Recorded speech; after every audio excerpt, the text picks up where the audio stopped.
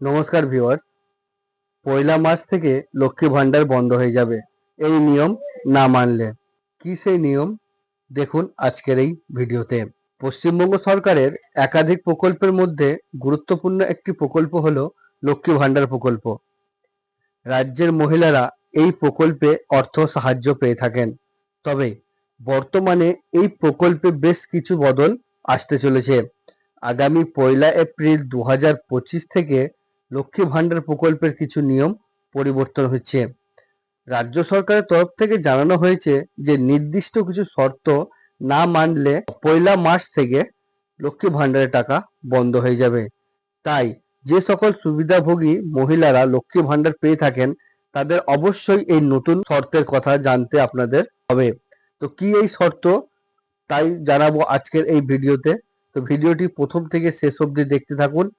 ভালো লাগলে অবশ্যই ভিডিওটিতে একটি লাইক করবেন।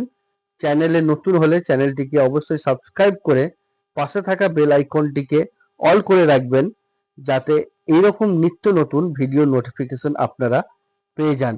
আর এই ভিডিওটি নিজের আত্মীয় প্রতিবেশীদের সাথে শেয়ার করবেন, তারাও যেন এই সম্বন্ধে জানতে পারে। রাজ্য সরকারের চালু করা এটি একটি জনহিতকর প্রকল্প। এই প্রকল্পের ক্ষেত্রে দু রকমের ভাতা চালু আছে। সাধারণ শ্রেণীর মহিলারা মাসে ১,০০০ টাকা করে ভাতা পান এবং তফসিলি জাতি শ্রেণী ও তফসিলি উপজাতি শ্রেণীর মহিলারা মাসে ১,২০০ টাকা করে পান। তো এবার আমরা জানবো যে সরকারের তরফ থেকে যে বলা হয়েছে কি লক্ষ্মী ভান্ডার পেতে গেলে কতগুলো নির্দিষ্ট শর্ত পালন করতে হবে, সেই শর্তগুলি সম্বন্ধে আমরা এবার জেনে নেব। বয়সের সময়সীমা। লক্ষ্মী ভান্ডার প্রকল্পের টাকা একমাত্র ২৫ বছর বয়স থেকে ৬০ বছর বয়স পর্যন্ত মহিলারাই পেতে পারেন। ২. Single bank account. এই প্রকল্পের টাকা তখনই পাওয়া যায় যখন মহিলাদের সিঙ্গেল ব্যাংক অ্যাকাউন্ট থাকে, অর্থাৎ জয়েন্ট অ্যাকাউন্ট থাকলে এই প্রকল্পের টাকা আপনারা পাবেন না। ৩. KYC। যে সকল সুবিধাভোগী মহিলাদের ব্যাংক অ্যাকাউন্টের সাথে আধার কার্ড লিঙ্ক নেই, সব মহিলাদের অ্যাকাউন্টে লক্ষ্মী ভান্ডারের টাকা এবার থেকে বন্ধ হতে চলেছে। ৪. তথ্য আপডেট। এর আগে ট্যাব কেলেঙ্কারির ঘটনার পর সরকার সুবিধাভোগীদের তথ্য নতুন করে যাচাই করছেন। সেই কারণে এই প্রকল্পের জন্য নির্দিষ্ট ডকুমেন্ট আপডেট করতে আপনাদের হবেই।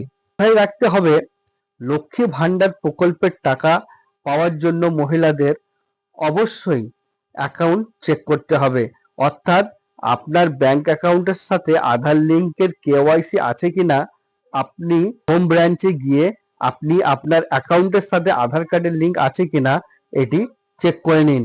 যদি আপনাদের আধার কার্ডের সঙ্গে ব্যাংকের অ্যাকাউন্ট লিঙ্ক না থাকে, যেসব মহিলাদের ব্যাংক অ্যাকাউন্টের সাথে আধার কার্ড লিঙ্ক নেই তারা তাদের ব্যাংকের ব্রাঞ্চে গিয়ে অবশ্যই তাদের ব্যাংকের অ্যাকাউন্টের সাথে আধার কার্ডের লিঙ্কটা করিয়ে নেবেন।